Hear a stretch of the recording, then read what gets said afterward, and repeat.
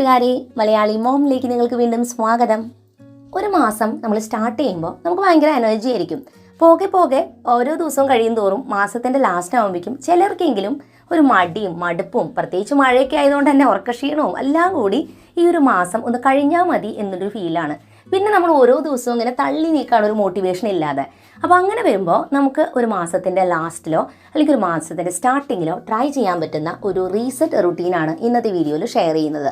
5 സ്റ്റെപ്സുകളിലൂടെയാണ് നമ്മളിതിൽ ഓരോ കാര്യങ്ങൾ ചെയ്യുന്നത്. ഓരോ കാര്യം ചെയ്യാൻ 15 മുതൽ 30 മിനിറ്റ് സമയം മാത്രമേ ആവശ്യമുള്ളൂ. ഈ കാര്യങ്ങൾ ചെയ്താൽ ആ ഒരു മാസം നമുക്ക് നല്ല രീതിക്ക് കൊണ്ടുപോകാനായിട്ട് പറ്റും. അതും വളരെ സിമ്പിളായിട്ട് തിരക്കുള്ളവർക്ക് പോലും എളുപ്പത്തിൽ ചെയ്യാൻ പറ്റുന്ന കാര്യങ്ങളാണ് ഇന്നത്തെ വീഡിയോയിൽ പറയണത്. ഈ പറഞ്ഞ സ്റ്റെപ്സിൽ ചിലത് ആഴ്ചയിൽ ഒരിക്കൽ ചെയ്യേണ്ടതുണ്ട്, ചിലത് മാസത്തിൽ മാത്രം ചെയ്യേണ്ടതാണ്. അപ്പോൾ അതേതാണെന്ന് നമുക്കിനി നോക്കാം.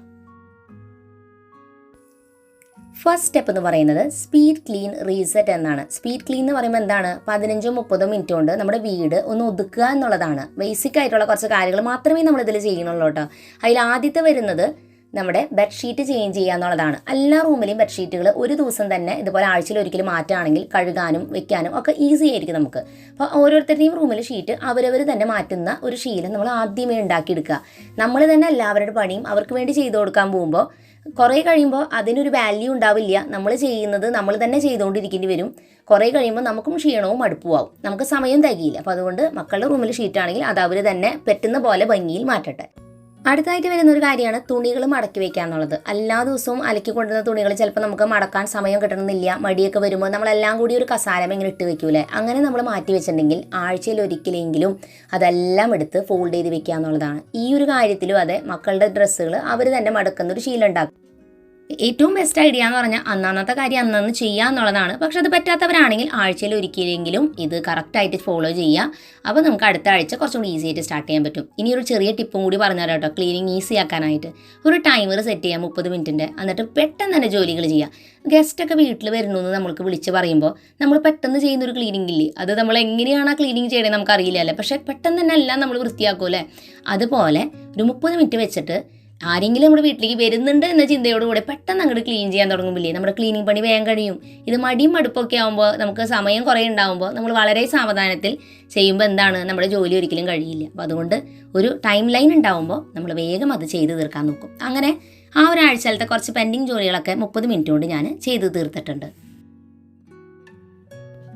സ്റ്റെപ്പ് 2 എന്ന് പറയുന്നത് പ്ലാനർ, കലണ്ടർ, ബഡ്ജറ്റ് സെറ്റിംഗ് എന്നുള്ളതാണ്. ഇത് മാക്സിമം 15 മിനിറ്റ് സമയമെടുക്കുന്ന കാര്യമാണ്. ആദ്യം നമുക്ക് വേണ്ടത് നമ്മുടെ വീട്ടിലൊരു കലണ്ടർ ഉണ്ടെങ്കിൽ അതിൽ പ്രധാനപ്പെട്ട കാര്യങ്ങളൊക്കെ മാർക്ക് ചെയ്യുക എന്നുള്ളതാണ്. പ്ലാനർ യൂസ് ചെയ്യുന്നവരാണെങ്കിൽ നിങ്ങളുടെ പ്ലാനറിൽ നിങ്ങൾക്ക് ഇതൊക്കെ മാർക്ക് ചെയ്ത് എഴുതി വയ്ക്കാം. ഫോൺ ഉപയോഗിക്കുന്നവർക്കും ഫോണിലെ കലണ്ടറിൽ ഇതൊക്കെ സെറ്റ് ചെയ്യാൻ പറ്റും. എക്സ്ട്രാ നമുക്കൊരു ടിപ്പ് എന്ന് പറയുന്നത് അലാറം ഓപ്ഷൻ ഉണ്ടല്ലോ നമ്മുടെ ഫോണിൽ. ആ അലാറത്തിൽ നമുക്ക് ഓരോ കാര്യങ്ങൾ എന്തെങ്കിലുമൊക്കെ പ്രധാനപ്പെട്ടത് ഓർക്കണമെങ്കിൽ ഓരോ ഡേറ്റിലേക്ക് വേണ്ടി അലാറംസ് സെറ്റ് ചെയ്ത് വെച്ചാലും നമ്മുടെ കാര്യങ്ങൾ കുറേ കൂടി ഈസി ആയിട്ട് നമുക്ക് സിസ്റ്റമാറ്റിക്കായിട്ട് ചെയ്യാനായിട്ട് പറ്റും. രണ്ടാമത്തെ ഒരു കാര്യം എന്ന് വെച്ചാൽ, നിങ്ങൾ പ്ലാനർ എഴുതുന്നവരാണെങ്കിൽ ഇതുപോലെ നിങ്ങൾക്ക് സ്വയം പ്ലാനർ ഉണ്ടാക്കിയിട്ട് എഴുതാം. ഇല്ലെങ്കിൽ ഒരു ഡയറിയിൽ ഓരോ ദിവസത്തെയും കാര്യങ്ങളൊക്കെ എന്തൊക്കെ ചെയ്യണമെന്ന് നിങ്ങൾക്ക് കൂടുതൽ ഡീറ്റെയിൽ ആയിട്ട് എഴുതാനായിട്ട് പറ്റും. പ്ലാനർ എങ്ങനെ തയ്യാറാക്കാമെന്ന് മുൻപ് ഞാൻ ഒരുപാട് വീഡിയോസ് ചെയ്തിട്ടുണ്ട്. വേണമെങ്കിൽ അതിൻ്റെ പ്ലേലിസ്റ്റും കൂടി ഞാൻ ഡിസ്ക്രിപ്ഷനിൽ കൊടുക്കാം. മൂന്നാമതായിട്ട് ചെയ്യേണ്ടത് ഓരോ മാസത്തെയും വരവ് ചെലവ് കണക്കുകൾ ആ മാസത്തിൻ്റെ ലാസ്റ്റിൽ എന്തായാലും നോക്കുക.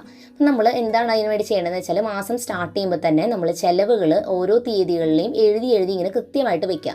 ഏറ്റവും ലാസ്റ്റ് അതെല്ലാം കൂടി കൂട്ടി നമ്മുടെ ചിലവുകൾ നമുക്ക് കിട്ടും. നമ്മുടെ വരവ് എത്രയുണ്ട്, നമ്മുടെ സാലറിയോ അല്ലെങ്കിൽ നമുക്ക് വീട്ടിൽ കിട്ടുന്ന ആ പൈസ എത്രയാണെന്ന് വെച്ചാൽ അതിനനുസരിച്ചാണോ പോകുന്നതെന്ന് നമുക്കൊരു ഐഡിയ കിട്ടും. ഇതെല്ലാ മാസവും ചെയ്യുകയാണെങ്കിൽ ഒരു മാസം കഴിയുമ്പോൾ നമുക്ക് അടുത്ത മാസം കുറച്ചുകൂടി കെയർഫുള്ളായിട്ട് പൈസ ഉപയോഗിക്കാൻ പറ്റും. മണി സേവ് ചെയ്യണതിൻ്റെ ടിപ്സും കാര്യങ്ങളൊക്കെ ഞാൻ വേറൊരു സെപ്പറേറ്റ് വീഡിയോ ചെയ്തിട്ടുണ്ട്. ആ വീഡിയോ കണ്ടിട്ട് വേണമെങ്കിൽ നിങ്ങൾക്ക് അതിൽ ചെറിയ ചെറിയ ടിപ്സൊക്കെ യൂസ് ചെയ്ത് കുറച്ചും കൂടി മണി സേവ് ചെയ്യാനും മാനേജ് ചെയ്യാനൊക്കെ പറ്റും. അപ്പോൾ ഈ 3 കാര്യങ്ങൾ വെറും 15 മിനിറ്റ് സമയം മാത്രമേ എടുക്കുള്ളൂ. ഓരോ മാസത്തിനെയും ലാസ്റ്റിൽ ചെയ്യാനായിട്ട് ശ്രദ്ധിക്കുക. ഇനി 3rd step, meal planning and preparation. Meal planning നമ്മൾ എന്തായാലും നമ്മുടെ ലൈഫിൽ ഫോളോ ചെയ്യേണ്ട ഒരു ഇമ്പോർട്ടൻ്റ് ആയിട്ടുള്ളൊരു കാര്യമാണ്. സ്ട്രെസ്സ് കുറയ്ക്കാനും ടെൻഷൻ കുറയ്ക്കാനും മാത്രമല്ല മീൽ പ്ലാനിങ്, ഹെൽത്തി ആയിട്ട് ഫുഡ് കഴിക്കുന്നത് നമുക്ക് പ്ലാൻ ചെയ്യാൻ പറ്റും. അതോടൊപ്പം തന്നെ ഫുഡ് വേസ്റ്റേജ് കുറയ്ക്കാനായിട്ട് മീൽ പ്ലാനിങ് സഹായിക്കുന്നുണ്ട്. ഇതിനായിട്ട് 2 കാര്യങ്ങളാണ് നമ്മൾ ചെക്ക് ചെയ്യേണ്ടത്. ഒന്ന്, നമ്മുടെ ഫ്രിഡ്ജ്. നല്ല രീതിക്കൊന്ന് ചെക്ക് ചെയ്യുക എന്തൊക്കെ ഐറ്റംസ് നമ്മുടെ ഫ്രിഡ്ജിൽ ബാലൻസ് ആയിട്ട് നമ്മൾ കഴിഞ്ഞ പ്രാവശ്യം മേടിച്ചത് ഇരിക്കുന്നുണ്ട്. അതിനനുസരിച്ച് നമ്മുടെ ഐറ്റംസ് കുക്ക് ചെയ്യണതെല്ലാം നമ്മൾ തീരുമാനിക്കുക. അതോടൊപ്പം തന്നെ നമ്മുടെ പാൻട്രിയിലും കൂടി ഒന്ന് ചെക്ക് ചെയ്യുക. അതിലെന്തൊക്കെ ഐറ്റംസ് ഇനി ബാക്കിയുണ്ട്, എന്തൊക്കെ വാങ്ങണം എന്നറിയാൻ വേണ്ടി സഹായിക്കും. സമയമുണ്ടെങ്കിൽ നമ്മുടെ പാൻട്രിയും ഫ്രിഡ്ജും ഒന്ന് ജസ്റ്റ് പെട്ടെന്നൊന്ന് ക്ലീൻ ചെയ്തിടാൻ പറ്റുകയാണെങ്കിൽ നന്നായി. ഇങ്ങനെ ചെക്ക് ചെയ്യണ സമയത്ത് ചെയ്യുന്ന സിമ്പിൾ ക്ലീനിങ് പരിപാടിയാണെങ്കിൽ നമുക്ക് ഡീപ്പ് ക്ലീനിങ്ങിന് വേണ്ടി സ്പെഷ്യൽ ടൈമിൻ്റെ ആവശ്യമില്ല. അതുകൊണ്ട് തന്നെ നമ്മുടെ പാൻട്രി ഫ്രിഡ്ജും ചെക്ക് ചെയ്യുക, ക്ലീൻ ചെയ്യുക. നെക്സ്റ്റ് സ്റ്റെപ്പ് നമ്മൾ ചെയ്യേണ്ടത് മീൽ പ്ലാനിംഗ് ആണ്. മീൽ പ്ലാനിങ്ങിന് വേണ്ടിയിട്ട് ഒരു പേപ്പറിൽ ഇതുപോലെ ദിവസവും അതുപോലെ തന്നെ ബ്രേക്ക്ഫാസ്റ്റ്, ലഞ്ച്, സ്നാക്ക്, ഡിന്നർ എന്ന് ഇങ്ങനെ കോളംസ് തിരിക്കുക. അതിനുശേഷം ഓരോ ദിവസവും ഒരാഴ്ചകൾ പ്ലാൻ ഉണ്ടാക്കിയാൽ മതി. ഓരോ ദിവസം കഴിക്കേണ്ട ഭക്ഷണങ്ങൾ എന്തൊക്കെയാണെന്ന് എഴുതി വെക്കുക. ഈ ഒരു പേപ്പർ നമ്മുടെ ഫ്രിഡ്ജിൻ്റെ മുകളിലോ എവിടെയെങ്കിലും ഇങ്ങനെ ഡിസ്പ്ലേ ചെയ്ത് വെക്കുക. അപ്പോൾ എല്ലാ ദിവസവും തലേദിവസം ഇത് നോക്കി അതനുസരിച്ച് നമുക്ക് കുക്കിംഗ് പ്ലാൻ ചെയ്യാൻ പറ്റും. മീൽ പ്ലാൻ എഴുതുന്ന സമയത്ത് ശ്രദ്ധിക്കേണ്ട കാര്യം, നമ്മൾ ആദ്യമായിട്ട് മീൽ പ്ലാൻ ചെയ്യണമെന്ന് വെച്ചാൽ സിമ്പിളായിട്ടുള്ള ഒരു ലിസ്റ്റ് ആദ്യം നമ്മൾ ഉണ്ടാക്കി നോക്കാം. അപ്പോൾ നമ്മുടെ സമയം അതാണ് ഏറ്റവും ഇമ്പോർട്ടൻ്റ് ആയിട്ടുള്ളത്.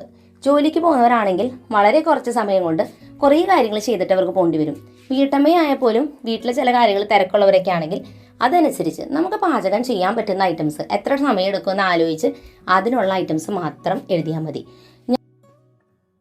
നമ്മൾ ഒറ്റയ്ക്കാണ് എല്ലാം ചെയ്യണമെന്നുണ്ടെങ്കിൽ നമുക്ക് ആ കുറഞ്ഞ സമയം കൊണ്ട് തനിയെ എത്ര ഫാസ്റ്റായിട്ട് ചെയ്യാൻ പറ്റുന്ന അനുസരിച്ച് ഒരു പ്ലാൻ നമ്മൾ എഴുതി തയ്യാറാക്കുക. രണ്ടാമത്തെ കാര്യം, കുട്ടികൾക്ക് ടിഫിന് ഞാൻ സാധാരണ നമ്മൾ വീട്ടിൽ എന്താണോ ലഞ്ചിന് കറികൾ ഉണ്ടാക്കുക ഉദ്ദേശിച്ചത് അത് തന്നെയാണ് സ്കൂളിലേക്ക് ടിഫിന് കൊടുത്തു വിടാറ്. സ്പെഷ്യൽ ആയിട്ട് ടിഫിൻ റെസിപ്പി ഞാൻ ചെയ്യാറില്ല. കാരണം അത്രയും ഒരു ടൈം ഞാൻ അവിടെ പിന്നെ സ്പെൻഡ് ചെയ്യേണ്ടി വരും അടുക്കളയിൽ. വീട്ടിലുള്ള പലർക്കും പല ടേസ്റ്റ് പ്രിഫറൻസ് ആയിരിക്കും, പല ടൈപ്പ് ഫുഡ് കൂടുതൽ ഇഷ്ടമുള്ളവരൊക്കെ ഉണ്ടാവും. പക്ഷേ ഓരോരുത്തരെയും പ്രിഫറൻസ് അനുസരിച്ച് നമ്മൾ ഉണ്ടാക്കാൻ പോകുമ്പോൾ ഒരു ഹോട്ടൽ പോലെയല്ല നമ്മുടെ വീട്. നമ്മളൊരാളേ ഉള്ളൂ.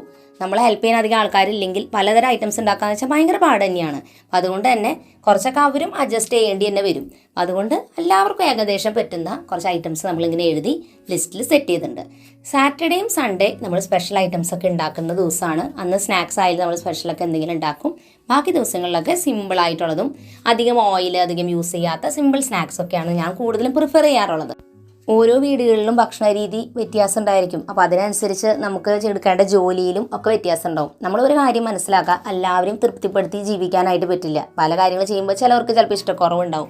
പക്ഷേ നമ്മളെയും കൂടി കെയർ ചെയ്യാനായിട്ട് പഠിക്കണം. അതുകൊണ്ട് തന്നെ നോക്കിയിട്ട് ആവശ്യത്തിനനുസരിച്ച് നമ്മുടെ ജോലികൾ പ്ലാൻ ചെയ്യുക. നമ്മുടെ ലിസ്റ്റ് ഫുള്ളായിട്ടും ഞാൻ തയ്യാറാക്കി വെച്ചിട്ടുണ്ട്. വേണമെങ്കിൽ ഞാൻ ഇവിടെ സ്ക്രീൻഷോട്ടിൽ കൊടുക്കാം എന്തൊക്കെയാണ് ഞാൻ എഴുതിയെന്ന്. അതനുസരിച്ച് നിങ്ങൾക്ക് ഇതുപോലെ തന്നെ വേണമെങ്കിൽ ഒരു മെനു പ്ലാൻ തയ്യാറാക്കാം. ഇനി മീൽ പ്ലാനിങ് ആൻഡ് പ്രിപ്പറേഷനിലെ മൂന്നാമത്തെ സ്റ്റെപ്പ് എന്ന് പറയുന്നത് ഷോപ്പിംഗ് ലിസ്റ്റ് തയ്യാറാക്കുക എന്നുള്ളതാണ്. ആഴ്ചയിൽ ഒരിക്കലായിരിക്കും നിങ്ങൾ കടയിൽ പോയി സാധനങ്ങൾ വാങ്ങുക, അല്ലെങ്കിൽ 2 ആഴ്ച കൂടുമ്പോഴാണെങ്കിൽ അങ്ങനെ. അത് നമ്മൾ ചെയ്യേണ്ടത് എഴുതി വെച്ച മെനു പ്ലാൻ അനുസരിച്ചുള്ള ഐറ്റംസ് ഒക്കെ നമ്മൾ മേടിച്ച് വെക്കുക എന്നുള്ളതാണ്. നമ്മളൊരു ലിസ്റ്റ് ഇങ്ങനെ ഉണ്ടാക്കി വെക്കും. പലപ്പോഴും വീട്ടിൽ ഐറ്റംസ് ഇല്ലാണ്ടാവുമ്പോൾ ആ കറികളൊന്നും ഉണ്ടാക്കാതെ കയ്യിലുള്ള വെച്ച് എന്തെങ്കിലുമൊക്കെ ചെയ്ത് അവസാനിപ്പിക്കും. അപ്പോൾ നമ്മൾ മീൽ പ്ലാനിങ് ചെയ്യാൻ തയ്യാറാവുകയാണെങ്കിൽ അതിന് വേണ്ടിയുള്ള ഐറ്റംസ് കറക്റ്റായിട്ട് ഷോപ്പ് ചെയ്ത് വീട്ടിൽ ഉണ്ടെന്ന് ഉറപ്പ് വരുത്താനായിട്ട് ശ്രദ്ധിക്കുക. ചെറിയ ചില കാര്യങ്ങൾ നമുക്ക് നേരത്തെ കൂട്ടി ഇതുപോലെ ചെയ്ത് വെക്കാം. ഞാൻ നാളികേരം ഇതുപോലെ 2 എണ്ണം ചെരുവി ഇങ്ങനെ ബോക്സിലാക്കിയിട്ട് വെക്കാറുണ്ട്. അതോടൊപ്പം തന്നെ ചുവന്നുള്ളിയും വെളുത്തുള്ളിയും തൊലി കളഞ്ഞ് ഇങ്ങനെ ബോക്സിലാക്കി വെക്കും. ഇത് നമ്മുടെ ജോലികൾ പെട്ടെന്ന് ഈസിയാക്കും. ചിലരൊക്കെ കറികളൊക്കെ വെക്കുന്ന കഷ്ണങ്ങളൊക്കെ തലേദിവസം അരിഞ്ഞ് വെക്കുന്നവരുണ്ട്. അങ്ങനെ ചെയ്യാൻ നേരമുള്ളവർ അങ്ങനെ ചെയ്തോളൂ. തിരക്കൊക്കെയാണ് രാവിലെ അങ്ങനെ ചെയ്യണമെന്നും കുഴപ്പമില്ല. പക്ഷെ ഞാൻ ഇത്ര മാത്രമേ ചെയ്യാറുള്ളൂ. അപ്പം ഇങ്ങനെയുള്ള കുറച്ച് കാര്യങ്ങൾ ചെയ്താൽ നമ്മുടെ ഈ ഒരു വീക്കിലേക്ക് വേണ്ടിയിട്ടുള്ള മീൽ പ്ലാനിങ് ഭയങ്കര ഈസി ആയിരിക്കും. 4th step zone cleaning. Zone cleaning എന്ന് പറയുന്നത് നമ്മുടെ വീടിനെ നമുക്ക് 4ഉം 5ഉം സോണുകളായിട്ട് തിരിക്കാം. അതായത് ഇപ്പോൾ ലിവിങ് ഏരിയ ഒരു zone, dining area, bathrooms, kitchen, bedrooms എന്നിങ്ങനെയുള്ളത്. ആഴ്ചയിൽ ഒരിക്കലെങ്കിലും ഏതെങ്കിലും ഒരു സോണിൽ പോയിട്ട് അവിടെ ക്ലീൻ ചെയ്യാന്നുള്ളതാണ്. അപ്പോൾ ഇന്നത്തെ ഞങ്ങളുടെ ടാസ്ക് കിഡ്സ് റൂം ക്ലീനിങ് ആണ്. അപ്പോൾ അത് മക്കളാണ് സാധാരണ ചെയ്യാറുള്ളത്. അപ്പോൾ അവർ ചെയ്യുമ്പോൾ എന്തെങ്കിലും ഹെൽപ്പ് ചെയ്യാണ്ടെങ്കിൽ ഞാൻ ചെയ്യും, ഇല്ലെങ്കിൽ ഞാൻ എൻ്റെ റൂം അവിടെ ഒതുക്കിയിടും. ആഴ്ചയിൽ ഒരിക്കലെങ്കിലും ഏതെങ്കിലും ഒരു റൂം ഇതുപോലെ നമ്മളൊന്ന് ഒതുക്കി നീറ്റാക്കി ഡീപ്പ് ക്ലീനൊക്കെ ചെയ്ത് വെക്കുകയാണെങ്കിൽ നമുക്ക് നമ്മുടെ ജോലികൾ ഓരോ ആഴ്ചയിലും കുറേയും കൂടി ഈസി ആയിരിക്കും. 30 മിനിറ്റ് അല്ലെങ്കിൽ ടൈമർ വെച്ചിട്ട് എങ്കിലും നമ്മുടെ റൂം ഏതെങ്കിലും ഒരു റൂം ഇങ്ങനെ വൃത്തിയാക്കാനായിട്ട് നമ്മൾ നോക്കുക. ഈ പ്രാവശ്യം നമ്മൾ കിഡ്സ് റൂം ചെയ്യുന്ന കാരണം തന്നെ മക്കളും കൂടി ഉൾപ്പെടുത്തിക്കൊണ്ട് അവരുടെ റൂം ക്ലീനിങ്ങും കാര്യങ്ങളൊക്കെ നമുക്ക് ഈസി ആക്കാനായിട്ട് പറ്റും. അവർക്കും അവരുടെ ജൂലൈ മാസം കുറച്ചും കൂടി ബെറ്റർ ആയിട്ട് കൊണ്ടുപോകാനായിട്ട് പറ്റും. 5th സ്റ്റെപ്പ് എന്ന് പറയുന്നത് setting goals for self care and family.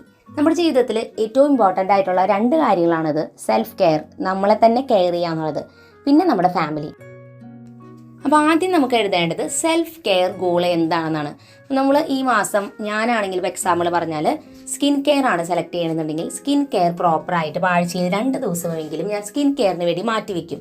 നമ്മൾ ഒരു ലക്ഷ്യം എഴുതിയാൽ മതി. ആ എഴുതുന്ന കാര്യം കൃത്യമായിട്ട് ഫോളോ ചെയ്യാന്നുള്ളതാണ്. 10 എഴുതി വെച്ചിട്ട് ഒന്നും ചെയ്യാത്തതിലും നല്ലത് ഒരെണ്ണം എഴുതിയിട്ട് അത് ആ ഒരു മാസം ഫുൾ ഫോളോ ചെയ്യുന്നതാണ്. അപ്പോൾ ഈ സെൽഫ് കെയറിൽ കുറേ കാര്യങ്ങൾ വരുന്നുണ്ട് കേട്ടോ. നമ്മുടെ ബോഡീനെ കെയർ ചെയ്യാനുള്ള കാര്യങ്ങൾ, എക്സസൈസ് ചെയ്യാം, ഹെൽത്തി ഫുഡ് കഴിക്കാം, നമുക്ക് ഇഷ്ടപ്പെട്ട ഹോബീസ് ഉണ്ടല്ലോ, അതൊക്കെ നമ്മൾ ചിലപ്പോൾ തുടങ്ങിയിട്ട് പകുതിക്ക് വെച്ച് നിർത്തിപ്പോയ കാര്യങ്ങൾ, അതൊക്കെ വീണ്ടും റീസ്റ്റാർട്ട് ചെയ്യാം. അങ്ങനെ ഇഷ്ടമുള്ളത് നമ്മളെ ഹാപ്പി ആക്കാൻ വേണ്ടിയിട്ട് ഒരു കാര്യമെങ്കിലും മാസത്തിൽ ഒരെണ്ണം സെലക്ട് ചെയ്ത് കൃത്യമായിട്ട് അത് ചെയ്യുക എന്നുള്ളതാണ്. നമ്മളെ കെയർ ചെയ്യാത്തവർക്ക് പിന്നെ ബാക്കിയുള്ളവരെ എങ്ങനെ കെയർ ചെയ്യാൻ പറ്റും? അപ്പോൾ നമ്മളെ സ്വയം കെയർ ചെയ്യുക. അതുപോലെ നെക്സ്റ്റ് സ്റ്റെപ്പ് എന്ന് പറയുന്നത് ഫാമിലി ഗോൾസ്. ഫാമിലി ഗോൾസിൽ നമുക്ക് ചെയ്യാൻ പറ്റുന്നത് നമ്മുടെ ഫാമിലിയുടെ കൂടെ കുറച്ചും കൂടി ടൈം സ്പെൻഡ് ചെയ്യുക, അവരോട് കുറച്ചും കൂടി സമയം സംസാരിക്കാനായിട്ട്. അതിന് നമുക്ക് കുറവ് വരുന്നുണ്ടെങ്കിൽ അതിന് വേണ്ടിയിട്ടുള്ള കാര്യങ്ങൾ നമ്മൾ ഫോളോ ചെയ്യുക. ഒരു കാര്യങ്ങൾ എടുത്തിട്ട് ആ ഒരു ലക്ഷ്യം നമ്മൾ അച്ചീവ് ചെയ്യാനായിട്ട് നോക്കുക നമ്മുടെ ഫാമിലിക്ക് വേണ്ടിയിട്ട്. അങ്ങനെ ടോട്ടൽ 5 സ്റ്റെപ്സാണ് നമ്മൾ ഫോളോ ചെയ്തിട്ടുണ്ടായിരുന്നത്. Speed cleaning, planner and calendar setting, meal planning and preparation, zone cleaning, self care goals and family goals. ഈ 5 സ്റ്റെപ്പ് ഫോളോ ചെയ്ത് ഈ ഒരു മാസം നിങ്ങൾ പ്രൊഡക്റ്റീവായിട്ട് നല്ല മോട്ടിവേഷനോടുകൂടി കാര്യങ്ങൾ ചെയ്യാൻ പറ്റട്ടെ എന്ന് ആശംസിക്കുന്നു. തീർച്ചയായിട്ടും ട്രൈ ചെയ്തിട്ട് കമൻസിൽ പറയണം. പുതിയൊരു നല്ല വീഡിയോ ആയിട്ട് വീണ്ടും നമ്മൾ വരുന്നതായിരിക്കും. അതൊരിക്കൽ എൻ്റെ എല്ലാ കൂട്ടുകാർക്കും bye bye and take care.